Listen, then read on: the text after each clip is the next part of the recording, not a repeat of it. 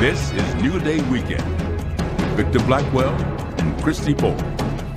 Good Saturday morning to you. The partial government shutdown is now entering its second week this morning with no signs of President Trump and Democrats preparing to compromise. Yeah, overnight, the Environmental Protection Agency joined the list of governments that are shutting down due to lack of funds. So now more than 800,000 government employees are currently out of work or reporting to work with no promise of a paycheck.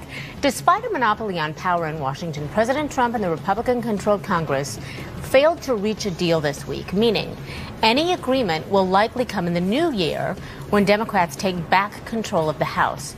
In the meantime, the president escalated the showdown, threatening to close the border with Mexico if Congress does not cave to his demand of $5 billion for that border wall.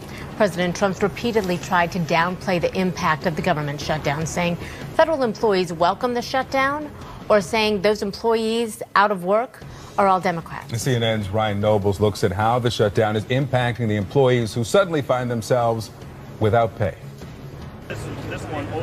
With President Trump unable to secure funding for his border wall, I can tell you it's not going to be open until we have a wall, a fence, whatever they'd like to call it. If you don't have that, then we're just not opening. The government shutdown will likely continue into the new year, affecting an estimated 25% of the federal workforce. 380,000 employees are furloughed and another 420,000 are still working without pay, including the TSA. The Smithsonian Museums and National Zoo will be closing its doors beginning January 2nd, and even the Panda live stream cameras going dark. These federal workers want the wall. The president said on Christmas that federal workers support the shutdown. But the shutdown is causing families we spoke to, many who live paycheck to paycheck, to worry about when they may see their next one. And they're fed up. I have 2 mortgages to pay, and so I haven't even looked at how my checking account is going to balance out. I don't even have children. For people who have kids in school, extracurricular activities, putting food on the plate for their kids, those are all things that, make it even more disgusting what's happening with the federal government right now. Laureen Targos is a local steward in a public sector union and a physical scientist with the EPA, which shut down Friday at midnight. She, like other EPA employees, received this email referring employees to the Office of Personnel Management for additional guidance. The OPM Thursday tweeting suggestions for workers to send to creditors, landlords, and banks if they can't make their payment on time, like trading maintenance work, like painting and carpentry, for rent payments. That's absolutely unrealistic. Federal workers are going to be penalized for not paying their bills on time when we just want to go back to work and do the jobs we were hired to do.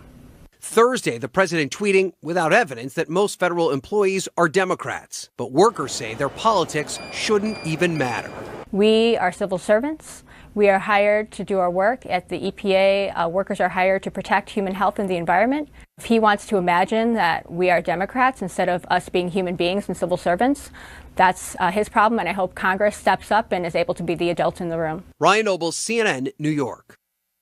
Thanks to Ryan for that report. And I think it's important because as we have this conversation about who's responsible, the money for the wall, and if it's a wall or a fence and all of that, we have to remember this is about people who are not getting paid. And we want to talk about one person right now, Lila Johnson.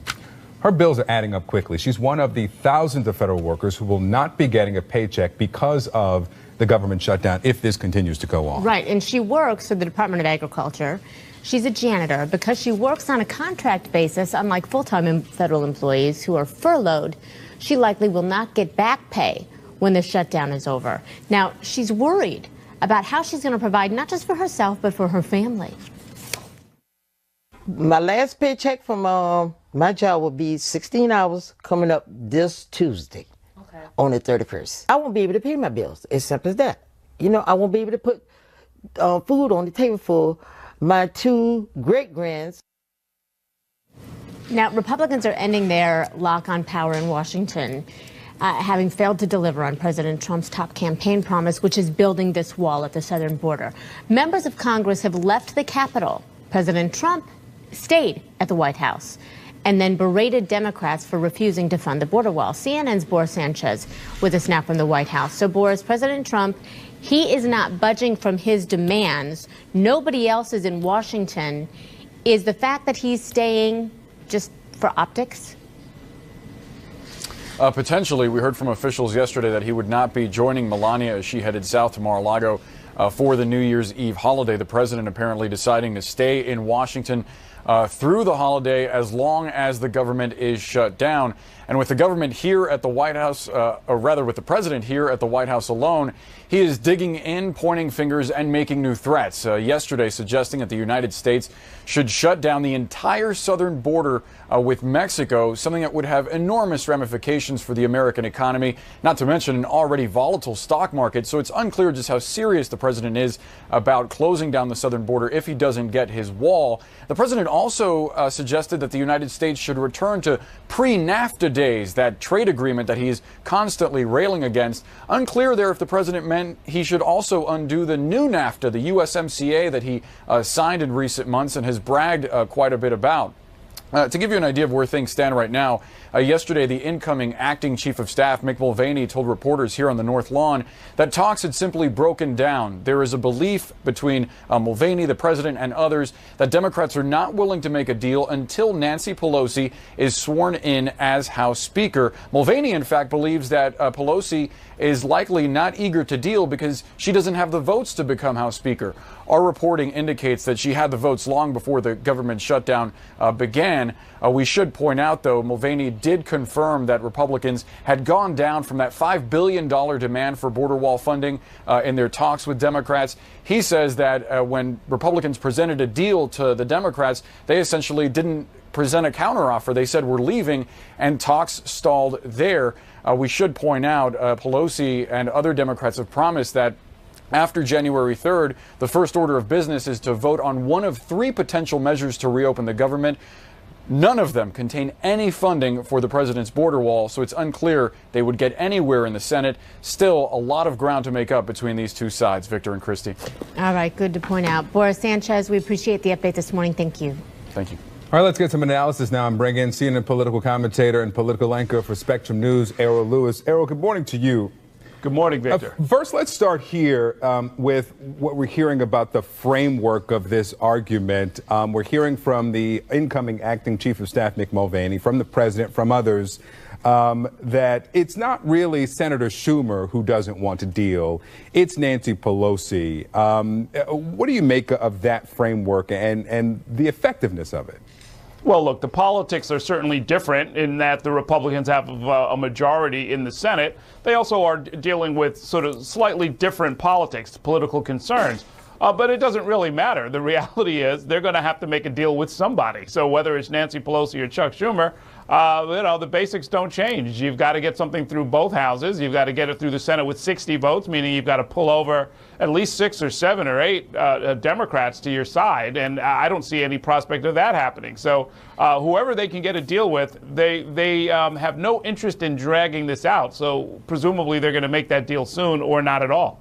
So let's talk about this threat that the president made, that if he doesn't get the money for his border wall or the wall he wants along the southern border, that he's going to shut down the entire southern border with Mexico. What's the potency of a threat like that? And also, let me get at this in. Mick Mulvaney said that this is the only way that they can get the Democrats' attention. Does a threat like this get attention from the Democrats? Well, not necessarily, because there are a lot of lawyers who work for the Democrats, and they'd be the first to say what I have to say, which is that, U.S. citizens have a constitutional right to enter the country. So shutting down the border entirely is just not something you can do. People have a right to go back and forth. If their movements can't just be restricted willy-nilly in that way. So that's going to be the first problem. The second is there'd be tremendous economic damage that the country just frankly wouldn't stand for. And I guess thirdly, how do you do it? On what basis? There are, in fact, these treaty obligations which have the force of law, which say that only in a national emergency can the border be sealed off, shut down in that way. And I've seen no such emergency or even the prospect of one. So if the president really wants to try and do this, he'll end up in court, there'll be an injunction, and the entire thing will be thrown out on day 1 or day 2. If they want to go through that process, I suspect they don't really want to, but I guess they probably could if they really wanted to. Yeah, there has been this talk about a potential larger deal, including DACA recipients and the border wall. I want you to listen to this exchange between Jim Acosta and outgoing GOP Senator Jeff Flake, in which he talks about the potential for a deal like that. It sounds like you'd like to see some sort of dreamer for border wall or border structure compromise. You've had people advance that here in Washington. You'd like to see that. Yes, and I think that is a deal that could be done.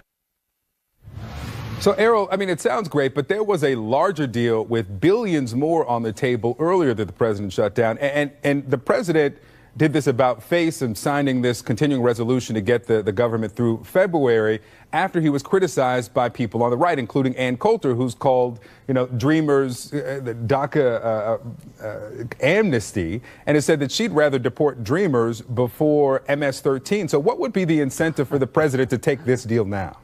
Yeah, well, his political incentives have not changed. In fact, what you're pointing to is really the tough politics of the situation. The reality is the president was willing to deal. The reality is anybody who sizes up the situation can see that the Democrats are willing to deal, that you've got to sort of give a little here and you'll get a little there. You want a little bit more wall, you're going to have to give on this question of what to do, for example, with young people who were born in this country, have citizenship rights, but their parents are not legal citizens or residents.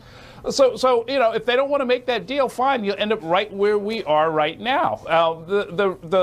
The deal has always been obvious, but the politics are tough, Victor, because if you look at the polls, they show a really, really wide gap. One of the widest I've seen in a long time on an issue where Republicans overwhelmingly favor the wall.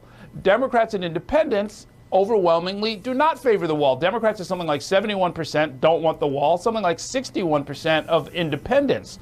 So if the president wants to play to his base and not be accused of quote-unquote amnesty and be in good favor with the right-wing talking heads on the radio and on Fox News, he's doing exactly what he needs to keep them at least happy.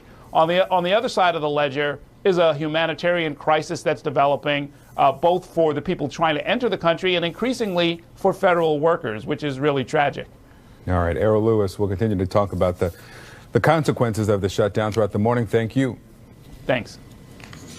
Well, a new government finding on coal power plants could lead to more toxins in your air. The Environmental Protection Agency proposing new rules on regulating hazardous air pollutants. The Environmental Protection Agency as well says the new rules would change the way the EPA determines the benefits of limiting different kinds of emissions. That could make it more difficult for the agency to create new regulations. Essentially, the EPA now says the current formula used by the Obama administration is just too costly to justify. Environmental activists say the dramatic change, first reported, by the way, in the New York Times, could do irreparable harm to public safety. This morning, a man in his own words, he recalls the moment he was kicked out of a hotel for talking to someone on the phone. An incident his attorney describes as calling his mother while black. 16 minutes past the hour right now, and Portland's mayor is condemning an incident where a black man was kicked out of a hotel lobby for talking on the phone with his mother. Ted Wheeler tweeted, "No one should be treated this way, and I hope this serves as a catalyst for necessary changes that address the systemic nature of discrimination of all forms." CNN correspondent Paul Verkaman has the latest on what happened and the fallout from this incident. Christy, Victor, Jermaine Massey says he returned from a concert, went back to his DoubleTree hotel, found a quiet place in the lobby to call a family member concerning an emergency. And then he says the security guard started harassing him. You really want this PR issue, Earl? Do you? Portland police will be here in a minute. Thank you. Call them. I'm waiting. Okay. They're coming. Why? Why are they coming? Escort you off the property. Because what? And I'm staying here? Not anymore. Oh, okay. I'm staying here. I have a hotel. I didn't do anything to you. I'm sitting over here taking a phone call. And Massey says he had the evidence that he was a guest. He showed them a card key envelope with a date on it and his room number. It didn't work. They still called Portland police. Police escorted Massey up to his room, and he was kicked out. Now, Massey's lawyers say the next step will be a strategy that involves both a political possibility and a litigation possibility. They say their client is overwhelmed.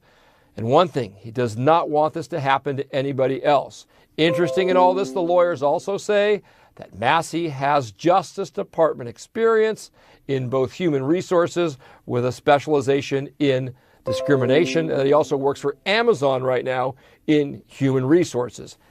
As for the hotel, it issued a statement, essentially an apology, saying it was sorry and that it wanted to sit down and talk to Massey about all this. Here at CNN, we also reached out to the 2 employees who were responsible for kicking Massey out, and they have not returned our phone calls. Back to you now, Christy, Victor. Paul, thank you so much. Don Lemon interviewed Jermaine Massey. This was on CNN tonight. Here's how he described what happened. I was approached by the security guard that you see in the video, and he asked me, was I a guest at the hotel? And I affirmed and told him yes.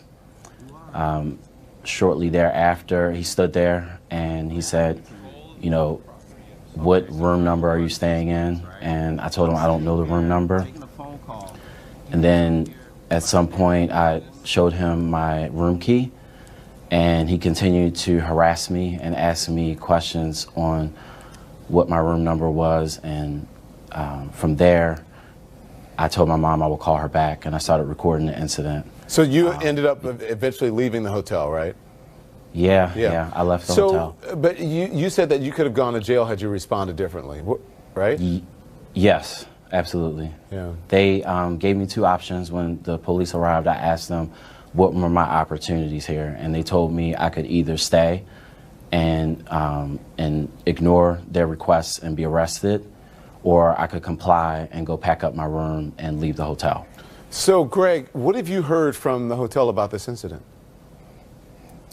I've heard corporate public relations and corporate gobbledygook. You know, we've asked them, please explain in writing publicly why this man was approached. Why was he interrogated? Why was he trespassed? Why did you call him in your initial response a security threat? And you know, we've not had a straight answer from them. And I anticipate we're going to get a straight answer when we put some people under oath. But the employee, the people who you claim harassed him or racially harassed him, they have been put on leave, correct? Yeah, it doesn't mean much. What we're looking at is policy. Why is a security guard deciding to exclude anybody from a public place in an open hotel in the lobby? Why is he targeting this guy? Why, when he says I'm a guest here, does he even have to answer that question? Why, when he shows a key, is he still being harassed? You know, there's something going on here that has to do with policy. Again, 2 hotel employees have been placed on leave. Doubletree Portland issued this statement on Twitter. We will take the appropriate measures to ensure this does not happen again. We have a zero-tolerance stance on discrimination of any kind.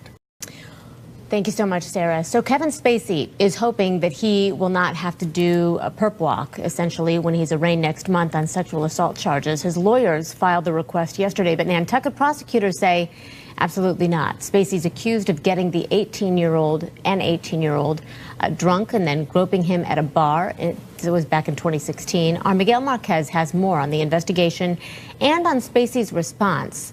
And please, I want to forewarn you, and it's early in the morning, but this story does contain sexually explicit language. You trusted me, even though you knew you shouldn't. The video titled "Let Me Be Frank" posted to Kevin Spacey's verified Twitter account shortly after indecent assault and battery charges brought by a then 18-year-old accuser whose mother spoke out on his behalf last year. In July 2016, actor Kevin Spacey has sexually assaulted my son. Spacey, in his video, doesn't address the charges. He performs the video in a kitchen, Santa Claus apron on, and in Frank Underwood character from the Netflix show House of Cards that Spacey starred in for 5 seasons until he was fired after several allegations of sexual misconduct surfaced. You wouldn't believe the worst without evidence, would you? You wouldn't rush to judgments without facts, would you? Did you? Netflix had no comment about the video, whose timing, tone, and substance were jarring given the charges the actor knew were coming. There was a hearing in the case 4 days before Spacey posted the video. Conclusions can be so deceiving. One piece of evidence Spacey's accuser has against the 59-year-old actor, says the complaint, is video of the assault itself. The accuser's girlfriend, when interviewed by the police, says she received a Snapchat video from her boyfriend showing Spacey touching the front of the accuser's pants by his crotch. Kevin Spacey bought him drink after drink after drink. And when my son was drunk, Spacey made his move. Her son, the accuser, admitted to police he told Spacey that night he was 23, not his real age of 18, according to the complaint. He says the assault happened late night after his shift as a busboy at Nantucket's Club Car restaurant. The victim, my son, was a starstruck, straight, 18-year-old young man. The accuser claims after several drinks, Spacey asked sexual questions, exchanged phone numbers, then tried to get him to his house. Then, in a packed bar, the accuser claims Spacey used his left hand and started rubbing his thigh and eventually sexually assaulting him for about 3 minutes. Nothing could have prepared my son for how that sexual assault would make him feel as a man. It harmed him, and it cannot be undone.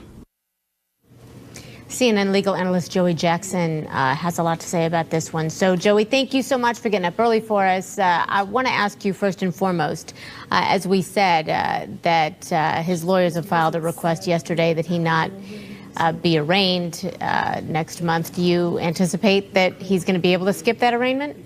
Good morning to you, Christy. I do not. I mean, an arraignment is part of the process. Obviously, for those who are unaware, an arraignment is the initial step wherein you are officially, as the defendant, apprised of the charges you're facing. You're offered an opportunity to enter a plea, which is generally not guilty, and bail conditions are set in terms of your release, whether there will be bail, what the amount will be, what your release conditions will be, whether you'll be confined to a particular jurisdiction. And so the attorneys previously have tried to get the case dismissed by saying there's no probable cause. They had a hearing. They were cross-examining the officer, who was investigating and making the arrest. They did not have success with that. I would suspect that he will be arraigned as any other defendant who's accused in a case would be. Joey, you just brought up a good point. CNN has obtained audio of that hearing you just spoke of, where Spacey's lawyer is arguing here that the victim didn't fight back. That's part of their strategy. Let's listen to some of it. Instead of walking away or moving back or grabbing the wrist or slapping the hand, he indicated to you during that 3-minute time period that he was texting and Snapchatting. That's correct. Is there a defense here, Joey? I think there's a very viable defense. Remember, in a courtroom, there's always two narratives, and it's up to a jury to make the determination as to what happened and whether Spacey is guilty or not guilty, and that's where it'll be heading. Remember, from the prosecution's position, they're saying that this was an assault, that this was something that was done without consent. The gravamen of this case lies in the area of consent, and that's what that cross-examination was all about, to try to get the case dismissed. The defense will point this out as men who are flirting at a bar. Look at the context. This is not on set. This is not at a Starbucks. This is not at a cafe. This is in a bar where they're drinking together. They're speaking with each other. The number, apparently Spacey's number is given to this person or vice versa. And the state of mind of Spacey in terms of the text thereafter, he says, hey, I thought I lost you when he left. And then, of course, the defense will say, look, when he had his hands on your thigh, there was an opportunity then for it not to escalate to get into your groin area. Was any lack of consent given at that point? And, look, Christy, everyone behaves differently, and neither, myself nor anyone else could purport to say how we would act under a similar circumstance. But a reasonable person might not, for 3 minutes, allow somebody's hands in their pants doing something that they object to, and that's what the defense is really going to be here. So, lastly, Joey, I have to ask you about this video that we just saw of Kevin Spacey as he took on that persona of Frank Underwood. Do you believe that that's going to come into play here somehow? Does it matter? I do not think it will be. He has a right to get on to Twitter, on YouTube, on Facebook, on TV, whatever he wants to do to say what he has to say. I think what will happen is the evidence will be limited to what occurred that night at the bar. Was it consensual? Was it not consensual? And he has the right to fight back. Spacey does in the court of public opinion. At the end of the day, these will be people who are impaneled who will have to decide. And the final thing I'll say, Chrissy, is I think a lot of this case for the prosecution will depend upon them trying to admit what we call prior bad act evidence. And they're going to have to admit, right, that they're going to have to try to admit into evidence points that Spacey's not a good guy. He's done this before. So rulings that are pre-trial are going to have a lot to do with it, because if the jury hears about other instances, they may be prone to believe, hey, you did it then, you did it now, and you may be guilty. But it's a very defensible case at this point. He stands accused, innocent until proven guilty. Let's see what a jury does if it gets that far. All righty. Joey Jackson, always appreciate your insight, sir. Thank you. Thank you, Christy. Well, there were mass shootings, sex assault allegations. There were several crime and misconduct stories in 2018 that made the top headlines. A look at the top 8 stories of the year. Hi, I'm Gilda. Top 8 crime and misconduct stories of 2018. Number 8. A decades-old suspected serial murderer finally caught. Captured. Finally, authorities early today arrested a California man they believe is the notorious Golden State Killer. Investigators say James Joseph D'Angelo, a former police officer, killed 13 people and raped more than 50 women between the years 1975 and 1986, all across the state of California. Police finally caught up with him in April after they matched DNA evidence through a public genealogy database. D'Angelo, now 73 years old, is in jail awaiting his trial. Number 7. A pregnant mother murdered at the hands of her husband after pleading for his missing family to come back. If somebody has her, just please bring her back. 33-year-old Christopher Watts pleaded guilty in the killings of his pregnant wife, Shanann, and his 2 young daughters, Bella, 4 years of age, and Celeste, just 3. The victim's family agreed to a plea bargain, trading the death penalty for multiple life sentences without parole. You have to live with this vision every day of your life, and I hope you see that every time you close your eyes at night. Number 6. Pipe bombs caused chaos just weeks before the midterm elections. The packages have been described as, quote, potential explosive devices. While anchors Poppy Harlow and Jim Sciutto were discussing pipe bombs and to have projectiles, I mean, that's a... that were sent to the homes of Hillary Clinton, Barack Obama, and others around the country. We're going to jump in. There's a fire alarm here. You might have heard it in the background. We're going to find out what the latest is We'll be right back. They were evacuated from CNN's New York headquarters after security discovered a pipe bomb in the building. 16 pipe bombs in all, allegedly sent by this man, Cesar Sayoc, a Trump supporter. Sayoc was arrested in South Florida, living in his white van, which was covered with images of Donald Trump and targets on prominent liberals. Sayoc, who has pleaded not guilty, faces up to 48 years in prison. Number 5. Disgraced media mogul Harvey Weinstein, charged. He was considered Hollywood royalty, but in the wake of the Me Too movement, dozens of women came forward accusing Harvey Weinstein of sexual assault. There's so much power and money and prestige in Hollywood in handcuffs right there. Weinstein was charged with 6 counts of criminal sexual acts, including 2 counts of rape. He has vehemently denied any of the allegations. In October, 1 charge was dropped because of inconsistencies with an accuser's story. 5 charges remain. Number 4. Predator priest back in the spotlight. We have breaking news in our national lead. An explosive report alleging a cover-up of Catholic priest sex abuses dating back decades. The report, issued by a grand jury in Pennsylvania, found evidence that more than 300 predator priests have been accused of sexually abusing more than 1,000 child victims. Here's just one example. A priest sexually assaulted a little girl as he was visiting her in the hospital after she had her tonsils out. Days later, Pope Francis responded, saying, "We showed no care for the little ones. We abandoned them." Number 3, more sexual abuse of our youth, this time at the trusted hands of an athletic doctor for some of the nation's greatest gymnasts. Dr. Larry Nassar. Larry Nassar is a monster. I will never forgive you what you've done to me. More than 150 victims spoke out at a sentencing hearing after he pleaded guilty to 7 counts of criminal sexual conduct. You do realize now that we, this group of women you so heartlessly abused over such a long period of time, are now a force, and you are nothing. His sentence, 40 to 175 years in prison. He will serve that after he completes a 60-year sentence on federal child pornography charges. Number 2, America's dad convicted. Guilty, guilty, guilty! After a lifetime creating laughter, Bill Cosby's downfall shocked the nation.